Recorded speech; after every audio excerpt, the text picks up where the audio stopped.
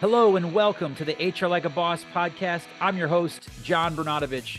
I have embarked on a journey to get to know amazingly awesome HR and business professionals with the hope to find out what it takes to do HR like a boss. If you enjoy the show, please make sure that you subscribe and hit that 5-star rating. Welcome again to the HR Like a Boss podcast. I'm your host, John Bernatovich. I am so excited. We have a first time ever on the show. We have our guest today, Jennifer Watson, was a referral from her dad, Eric, who was previously on the HR Like a Boss podcast. I was so delighted. Anytime I get a referral, wow, does that mean a lot to me? But for a dad to refer his daughter, who's in HR, as a perfect guest to be on the HR Like a Boss podcast, Jennifer Watson, welcome to the show. Thank you. Yeah, my dad's my biggest fan, so watch out. He'll refer me to everybody. One of the things I know we talked about before the show was this idea of having leadership that it has a tremendous amount of self-awareness. How would you describe what that is and the importance of it to your organization?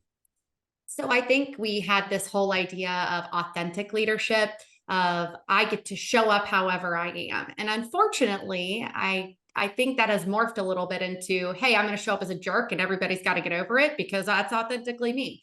And so I think of it more as self-aware leadership. So it's I, as a leader, understand myself so much and what I stand for, what, my path, what triggers me or what makes me kind of, get riled up. And I know that so much that I am able to embrace that, communicate it, manage it, whatever that is. But you can't control everybody around you. You can't control your teams. You can't control what's going on in the economy. But what you can control is yourself. And so I think the more we can encourage our leaders to dive into their own development, whether that be through a program, a coach, whatever it is, it's only going to benefit the teams and those around them because they have a full awareness of where they're going, what they're driving, and who they are. And not just, hey, I'm a jerk, so I get to be a jerk.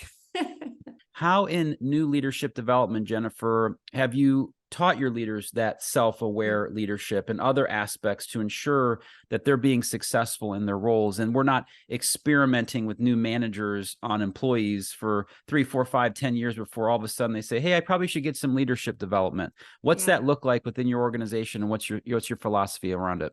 Yeah. So I think to expect that we as individual contributors who are wonderful individual contributors and get things done and we're self-motivated are then going to transition into leading and not necessarily doing and be successful just overnight, that's naive. That is not possible.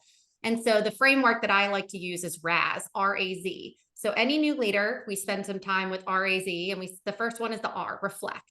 So we take some time to say, okay, what do you believe about yourself? What do you think is going to be hard for you? What do you think you're going to be good at?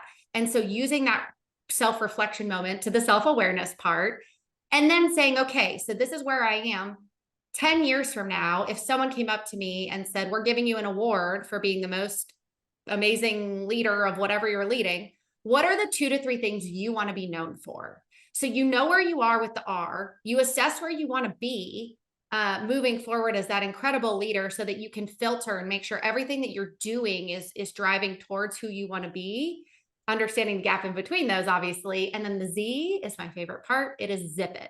Be quiet. You weren't put in this position because you're going to know everything. There are people on your team that are going to know hundreds and 10 times more than you. And so understanding that and being humble enough to say my first 30, 60, 90 days is to understand what my team is going through, understand the dynamics of the environment, and leverage them along the way. You are there to drive results, not do them. And so I really like to remind people to just, be quiet. It's okay. You don't have to prove yourself in those first few months.